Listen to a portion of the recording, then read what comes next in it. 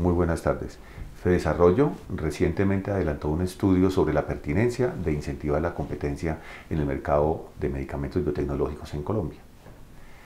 Las razones de este estudio obedecen a que se ha convertido en uno de los temas de las finanzas del sector de la salud más importantes en los últimos años. En primer lugar, hay que anotar que este debate se ha dado en muchos países europeos y también en América Latina. La razón de esto es que el precio de dichos medicamentos es muy alto y tienen un alto impacto sobre las finanzas del sistema de salud como tal. Un buen ejemplo de esto se encuentra en el gasto en medicamentos que se ha ejecutado en los últimos años en Colombia. Al revisar el gasto que se hizo, se encontró que gran parte del mismo estaba concentrado en estos medicamentos biotecnológicos y habían elevado el gasto del régimen contributivo a niveles que no lo hacían sostenible en el largo plazo. A modo de ejemplo, en los últimos años, el gasto vía recobros que se hace en el FOSIGA, del cual mucho de ellos es de medicamentos biotecnológicos, llegó a los 2.4 billones de pesos, de los cuales aproximadamente 1.5, 1.6 billones de pesos es en gasto en medicamentos. El estudio en mención, que se debe mencionar que fue financiado por Asinfar, tenían varios objetivos. El primero de ellos era analizar cuáles son los precios de los medicamentos que pagamos en Colombia. Para tal fin se utilizaron varias fuentes de información. La primera de ellas fue el SISMED del Ministerio de Salud. La segunda de ellas fue la información de recobros que se relataron al FOSIGA en los últimos 4 o 5 años. Y la tercera de ellos fue una revisión y una comparación que se hizo de los precios de los medicamentos en Colombia con otros países para el año 2010. Estos análisis arrojaron resultados bien interesantes. Frente al FOSIGA, lo que hicimos fue tomar una muestra de medicamentos seleccionada con criterios técnicos de acuerdo con el perfil epidemiológico de los colombianos, como por su importancia en términos de finanzas, y lo que encontramos fue que los precios de dichos medicamentos eran bastante altos y que estos se habían incrementado muchísimo, en particular en los años 2008, 2009 y 2010.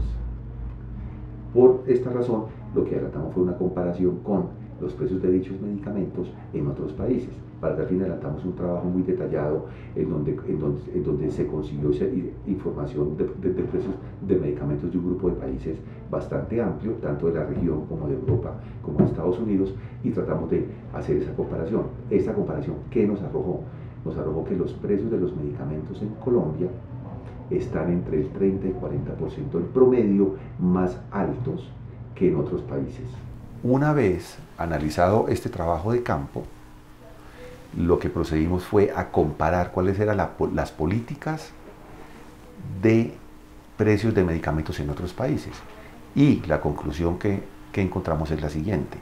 En la mayoría de los países hay dos elementos importantes que se constituyen como el núcleo central para la toma de decisiones sobre la política de medicamentos. El primero de ellos es la existencia de un muy buen sistema de información. Y el segundo de ellos es que los países se comparan de manera periódica con otros países. Esto significa que usted tiene como referencia los precios de los mismos medicamentos, de los mismos laboratorios y de las mismas características para poder entender si los precios son más altos o más bajos. Entonces, aquellos países que tienen muy bien definido tanto esa política de precios interna y esos sistemas de información y la capacidad de compararse en tiempo le permite ajustar y tomar decisiones en favor de las finanzas de todo el sistema de salud.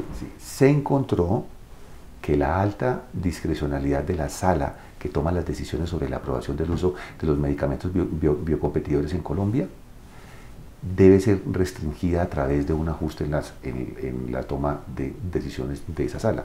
Por eso el estudio recomienda, dada la importancia financiera y la importancia médica de los medicamentos biotecnológicos, que se cree una sala especializada de medicamentos biotecnológicos que se dedique exclusivamente al análisis de este tipo de medicamentos.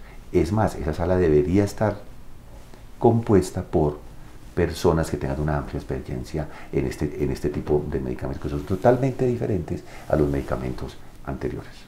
Finalmente, debo comentar que hay que estar muy atento a las decisiones que se van a tomar por parte de las autoridades públicas en la medida que estas van a tener un alto impacto sobre el sistema de salud.